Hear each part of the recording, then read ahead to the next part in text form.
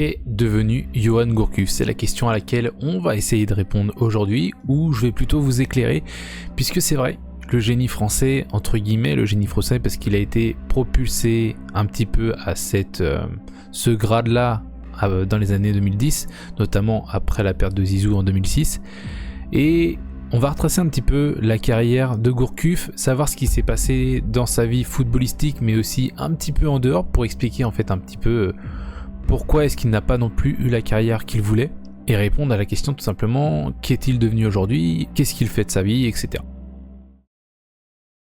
Donc il faut savoir déjà dans un premier temps que Johan Gourcuff c'est un breton pur souche. Il faut savoir que son premier club, entre guillemets, le premier club formateur auquel il accède, c'est Lorient. Et pendant son adolescence notamment, il va être très partagé entre deux sports, notamment entre le foot et le tennis, pour lequel il se débrouille aussi plutôt bien. Il fait match de foot le samedi, dimanche match de tennis, et il devient même champion du Morbihan en tennis de table. À 13 ans, il fait partie des 40 meilleurs joueurs français de tennis, et le pôle espoir de tennis à l'époque à Poitiers l'attend, mais le Super 12 doré va totalement changer sa carrière tennistique, entre guillemets.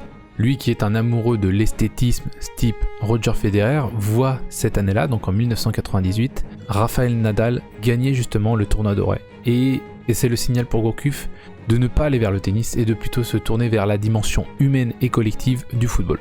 Et son entrée dans le football professionnel s'accompagne malheureusement d'une déchirure familiale, puisque c'est aussi à 13 ans qu'il voit ses parents divorcer. Il faut savoir notamment en parlant de ses parents qu'il est né évidemment de Christian Gourcuff, le grand entraîneur qu'on a connu pour notamment tous ses clubs en Bretagne, et il est aussi fils d'une très bonne basketteuse. Et c'est à cette même période que Gourcuff va intégrer le pôle espoir de Ploufragan dans les Côtes d'Armor, qui sont à 150 km de chez lui. Donc quand il revient dans sa famille, il voit une famille déchirée avec son frère aîné qui est aussi atteint d'un handicap, mais ça on y reviendra un petit peu plus tard. Johan continue les études et obtient un baccalauréat. Il obtient aussi évidemment dans le même temps un contrat professionnel avec le Stade Rennais, et il va notamment permettre justement au club de gagner une deuxième coupe Gambardella, notamment avec son copain Jimmy Briand. Et cette coupe Gambardella, c'est un petit peu un lot de consolation, parce que Christian Gourcuff, l'entraîneur de l'équipe première pour le coup, son papa, s'est fait virer sur cette année 2001-2002 du Stade Rennais.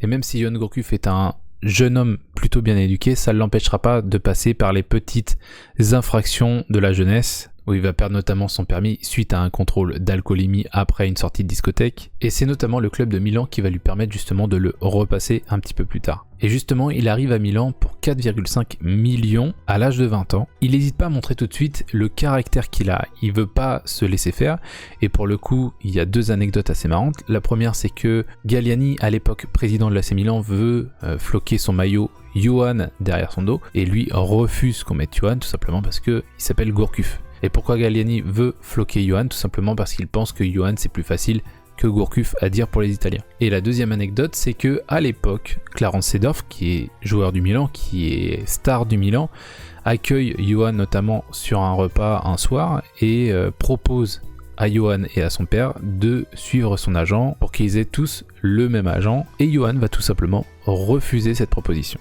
Et en refusant cette proposition, il s'est un petit peu mis Milan à dos, puisqu'à l'époque les seniors sont très influents dans le club, et à l'époque c'est un petit peu la dictature des Brésiliens, dans le sens où c'est eux qui contrôlent le vestiaire, avec les Dida, Cafu ou encore Kaká.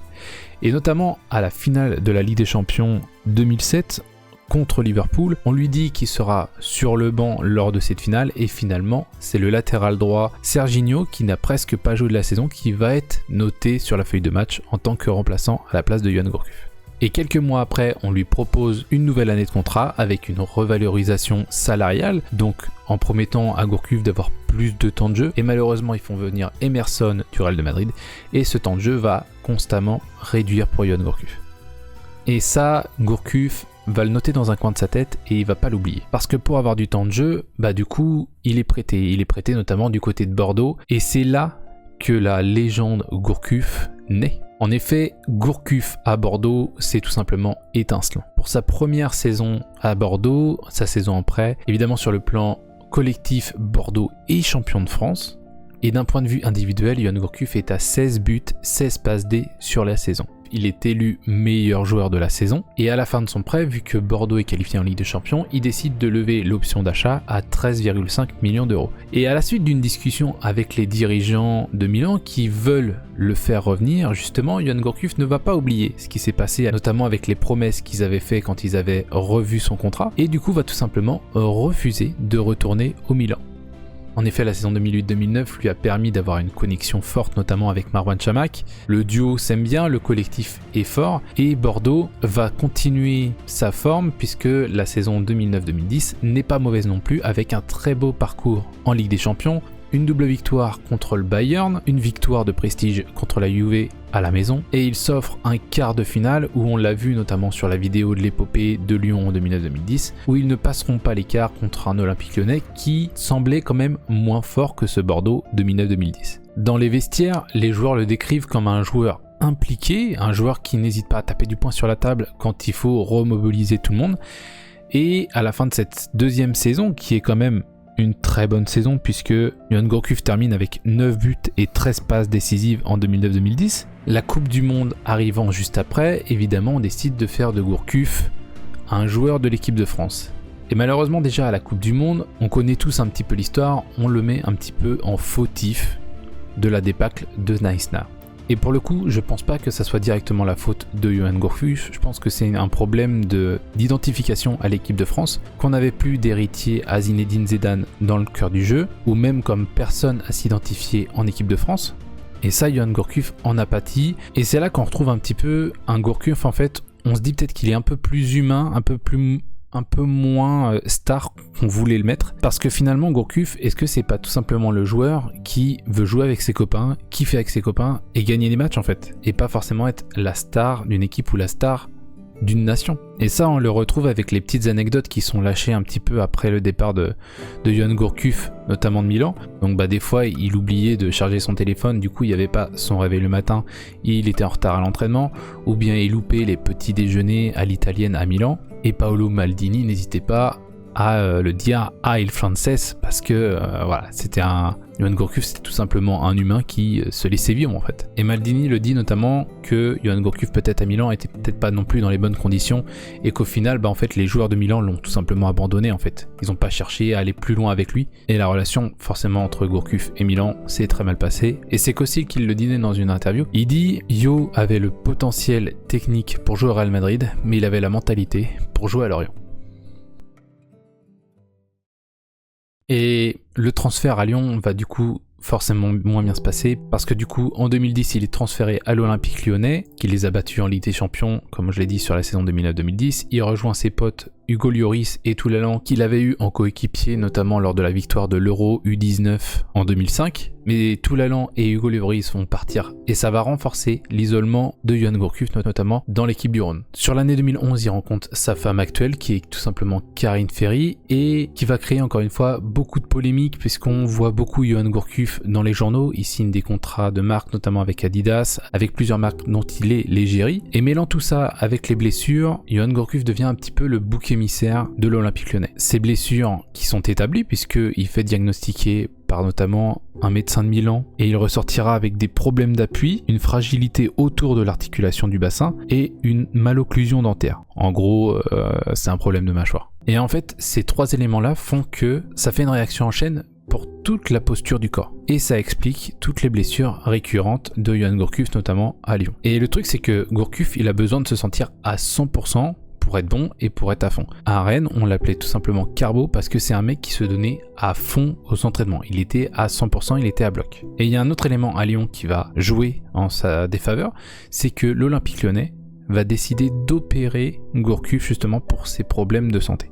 Or, du côté du papa de Gourcuff, donc Christian, reçoit un appel d'un ostéopathe qui dit qu'il ne faut pas l'opérer. Et en fait, ça va signer la rupture entre l'Olympique Lyonnais et Yoann Gourcuff. Et un autre point de tension, c'est que après du coup cette opération, Gourcuff décide de faire sa repréparation physique, en gros sa réathlétisation, avec le préparateur physique du FC Lorient. Et ça crée beaucoup de tension parce que du coup, le staff lyonnais, le staff qui s'occupe de lui, ne pourrait pas faire sa réathlétisation parce qu'il a décidé de prendre un autre préparateur physique. Pendant sa réathlétisation, il a souvent repoussé en fait son retour à l'entraînement. Entre pression du club sur son retour et pression sur le fait de retrouver sa blessure, Yoann Gourcuff et l'Olympique Lyonnais ne trouveront jamais un terrain d'entente. Au bout de 5 ans et d'une incompréhension mutuelle, Gourcuff décide de partir libre de tout contrat et il signe à Rennes. Et au moment où on signe son contrat, on s'aperçoit qu'il a une fracture de fatigue au niveau du gros doigt de pied et que celle-ci date depuis 6 mois. Cette douleur au pied va s'atténuer avec une chaussure qui sera adaptée et quand il a pu commencer à rejouer, c'est tout simplement un défenseur du Stade Rennais qui l'a reblessé. À la suite de ça, Gourcuff est renommé le joueur de cristal puisque c'est le joueur qui se blesse tout le temps. Et en plus, Gourcuff va enchaîner un petit peu les drames familiales puisqu'il va perdre sa grand-mère dont il était très proche. Elle est morte à l'âge de 91 ans. Il va aussi perdre son frère Erwan qu'on a parlé tout à l'heure puisqu'il était atteint d'une maladie rénale qui a été diagnostiquée dès l'âge de 5 ans. Et ce frère notamment va décéder en 2020 à l'hôpital de Nantes.